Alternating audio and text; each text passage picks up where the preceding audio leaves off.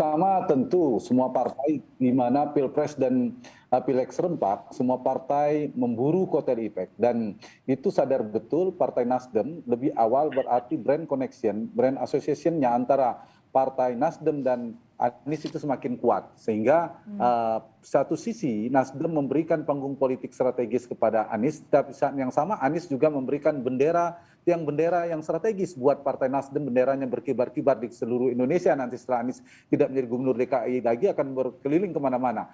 Dan ini simbiosis politik mutualisme lah satu itu. Yang kedua, Partai Nasdem saya kira paham bahwa perlu strategi magnet elektoral untuk membangun sebuah koalisi. Dan koalisinya Nasdem belum cukup sekarang ini.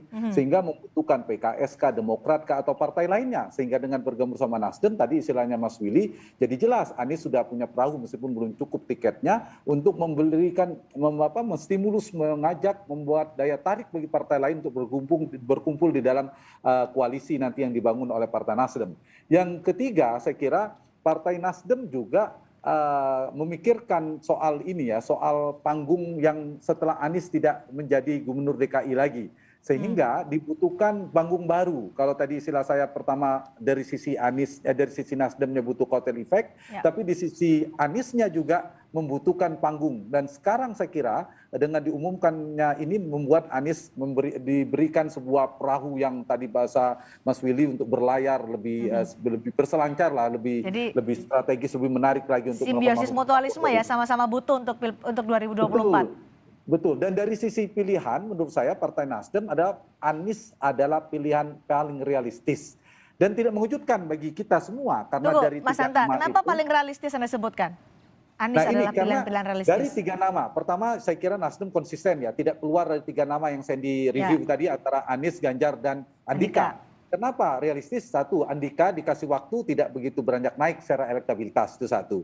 Ganjar juga tidak bergerak, masih berharap dengan partainya berwarna merah. Bagi Partai Nasdem memilih dua nama di luar Anies saya kira pilihan yang tidak tepat.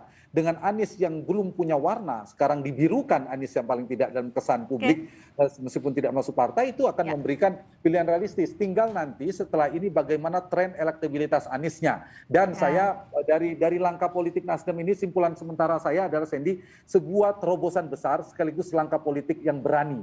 Besar dan berani ini yang digarisbawahi tentunya dengan berbagai macam konsekuensi politik. Baik, Bung. Satu, jawaban saya yang pertama iya, dengan Nasdem dengan resmi jelas tanda petik mengunci mengeluarkan nama Anies, maka ini menjadi magnet yang lebih serius bagi terutama Partai Demokrat dan PKS.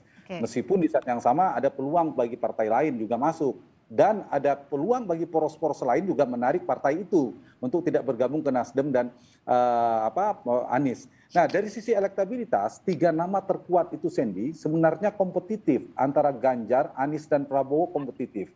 Nama baru antara Ganjar dan Anies dengan pemilu masih lebih dari 1 tahun, tidak bisa kita menyimpulkan Ganjar lebih unggul dari Anies. Mereka sama kuat dan kompetitifnya karena selisihnya tidak 2 digit di survei-surveinya kalau kita lihat trennya. Sehingga ini kompetitif sekali, apalagi sekarang Anies mendapatkan panggung strategis diumumkan langsung oleh Partai Nasdem di saat yang sama sudah satu langkah lebih maju daripada Mas Ganjar. Ganjar sampai hari ini belum ada satu partai pun yang resmi mengusung Ganjar termasuk partainya sendiri. Dan ini saya kira menjadikan sebuah insentif suntikan elektoral kepada Anies Baswedan dari Partai Nasdem. Nanti diuji dengan survei ada potensi Anies naik. Nah, nanti seperti apa dinamika ke depannya ya soal tadi tren elektabilitasnya, seperti apa Anies akan melakukan kerja politik, begitu juga Nasdem dalam membuat kemasan panggung yang strategis tadi. Jadi saya kira poin singkatnya adalah Nasdem sudah mengunci nih capres kami Anies. Jadi kalau mau Mas Hanta singkat saja. Partai apapun harus dengan Anies. Tapi ini bisa terkoreksi, Sandy.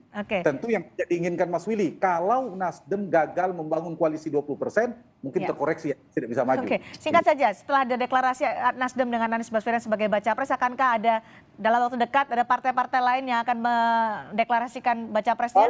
Paling mungkin, kita ngomong dari tendensi paling mungkin PKS, Partai Keadilan Sejahtera itu paling mungkin. Yang kedua ada Partai Demokrat, tapi tantangannya soal nama cawapres, karena Partai Demokrat misalnya masih kekeh dengan nama AHY.